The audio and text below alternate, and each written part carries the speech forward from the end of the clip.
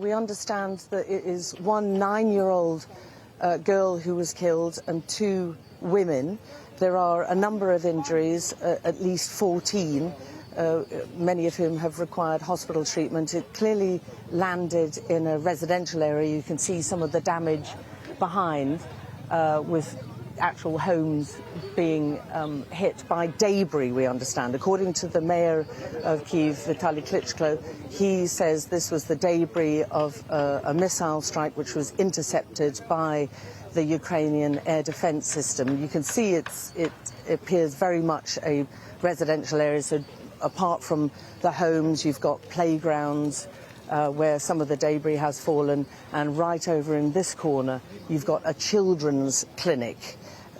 We've been hearing over the past few days that, and weeks indeed, that there's been a number of several hundred hospital facilities and children's clinic which have been hit during the course of this long protracted war, and that is building up towards a case which the Ukrainians are hoping to put forward to the International Criminal Court.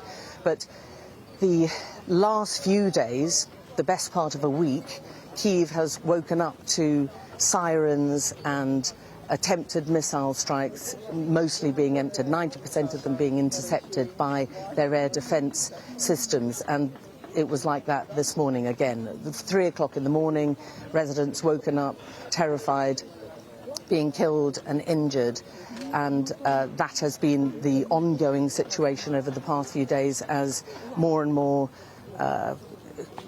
publicity is surrounding the start of the counter-offensive. I was talking to someone from the Atlantic Council this morning, a former US ambassador, who was urging the European politicians and the Americans to speed up their supply of heavy weaponry. And as we know, President Zelensky has been making this whistle-stop European tour, trying to push all his partners to come forward more quickly with heavy weaponry like the Challenger 2 tanks. We're hearing that after his visit with Prime Minister Rishi Sunak, the British have doubled their pledge of Challenger 2 tanks and are trying to push their European partners to supply and quickly supply those F-16 jets. And that, I think, has prompted this increased rhetoric, particularly against Britain, with threats made by Dmitry Medvedev, the former president, pushing, saying that they are basically eternal enemies